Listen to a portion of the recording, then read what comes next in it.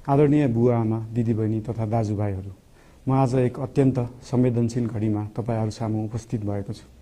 केही दिन अघि सुनसरीको देवानगञ्ज, सिराहा लगायतका स्थानमा भएको दुःखद घटना र त्यसपछि केही जिल्लाहरूमा उत्पन्न अशान्त वातावरणलाई लिएर नेपाल सरकार पूर्ण रूपमा गम्भीर र संवेदनशील छ। यस दुःखद घटनामा परि निधन हुनुभएका हाम्रा नागरिकहरू जयप्रकाश मेहता, ओम प्रकाश मेहता र गणेश यादवप्रति म भावपूर्ण श्रद्धाञ्जली अर्पण गर्दछु। साथै शोक सन्तप्त परिवारजनहरूमा नेपाल सरकारका तर्फबाट गहिरो संवेदना व्यक्त गर्दछु। घटनामा परि घाइते हुनुभएका सम्पूर्ण नागरिकहरूको शीघ्र स्वास्थ्य लाभको कामना गर्दछु।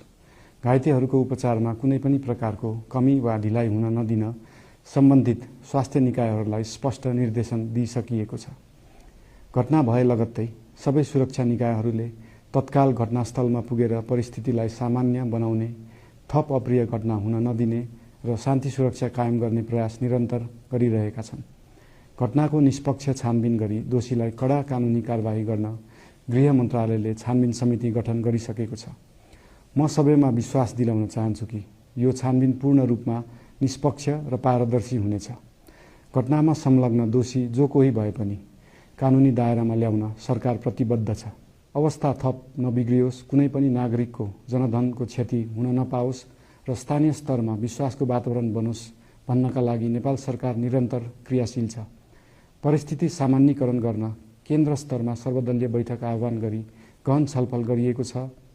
स्थानीय तहसम्मै जनप्रतिनिधि, नागरिक समाज, विभिन्न धार्मिक गुरुहरू, समुदायका अगुवा तथा सामाजिक व्यक्तित्वहरूसँग निरन्तर संवाद भइरहेको छ। स्थानीय स्थितिको प्रत्यक्ष अनुगमन गर्न, पीडित पक्षसँग संवाद गर्न र शान्ति सुरक्षालाई थप सुदृढ बनाउन गृहमन्त्री स्वयं सो स्थानमा पुगिसक्नु भएको छ। साथै देशको समग्र शान्ति सुरक्षाको अवस्थाबारे गम्भीर समीक्षा गर्न राष्ट्रिय सुरक्षा परिषदको बैठक बसी परिस्थिति अनुसारका आवश्यक निर्णयहरू समेत गरिसकिएको छ। यस्तो संवेदनशील घडीमा सामाजिक सञ्जाल वा अन्य माध्यमबाट असत्य, अपुष्ट सूचना, अफवाह, घृणा फैलाउने सामग्री वा समुदायबीच वैमनस्य बढाउने अभिव्यक्ति प्रचार प्रसार नगराउन अनुरोध गर्दछु।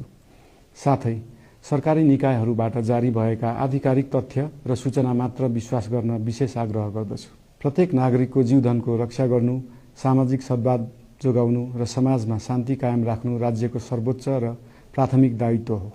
आगामी दिनमा पनि राज्य थप सतर्क र संवेदनशील रहनेछ।